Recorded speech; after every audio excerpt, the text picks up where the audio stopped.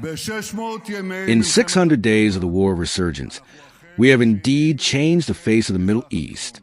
We drove the terrorists out of our territory. We entered Gaza with overwhelming force. We eliminated tens of thousands of terrorists.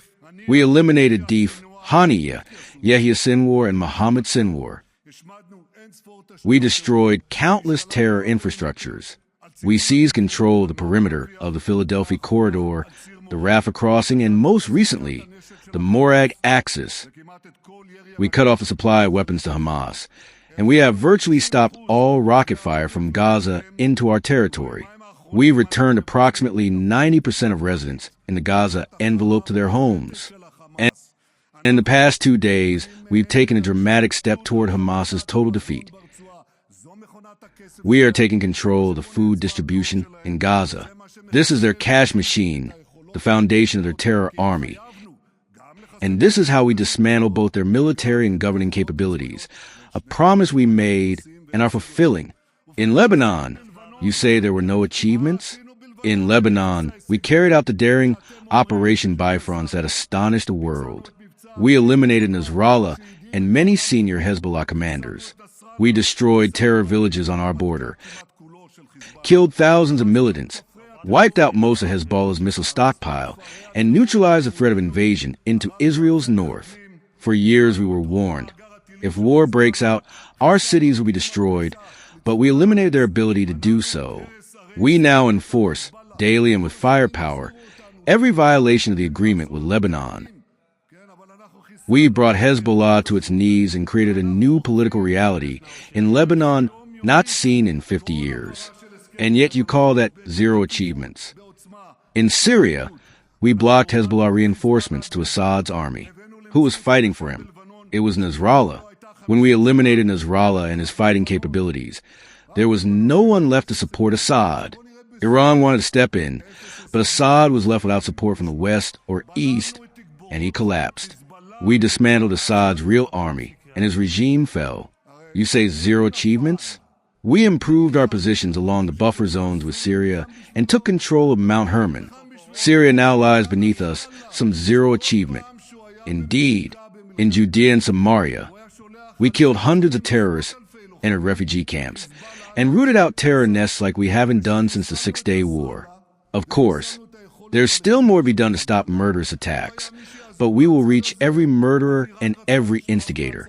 It takes time, but it is happening. In Yemen, we struck the Houthis hard, including this morning.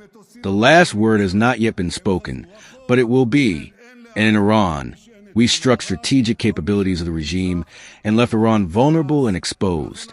I want to say to the citizens of Israel, a serious threat remains, a very serious one.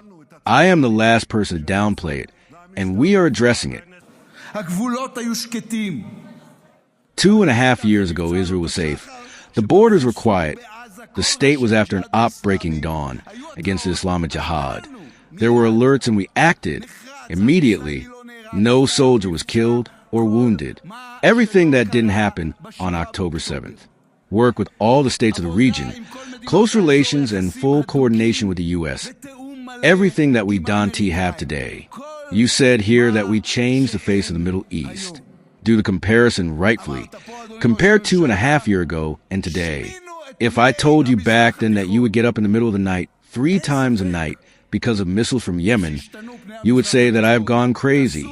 If I told you 2.5 years ago that Iran would attack us twice with missiles and drones, you would think I need to change the pills I am taking. 2.5 years ago, our political situation was in an unprecedented boom. We were after the Negev summit. Foreign ministers from the U.S., Egypt, Bahrain, the United Arab Emirates, and Morocco came here for a visit. They gathered near Ben Gurion's grave in Sde Boker. 10 days after I was appointed prime minister, the American president landed here. He traveled with me to Yad Vashem. He closed a joint deployment with me against Iranians. You know the details. I updated you in real time. I once told you that you no longer understand the new America, that you are stuck in the 1980s. You argued with me. You said you were still in business. This argument is over. There has never been such a low point in relations.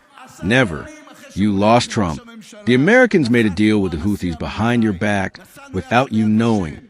The president met with the president of Syria without you knowing. Renewed ties with Erdogan without you knowing. You can't tell me the tales you tell Channel 14. President Trump brought you to Washington, informed you that he returned to negotiations with Iran, and didn't bother to update you. Then sat you down in front of the cameras of the whole world and repeated this message. We missed the most important conference in the Middle East in Saudi Arabia. We could have been there. You missed it because you are afraid of Smotrich and Ben Gvir. The world understood what it was seeing.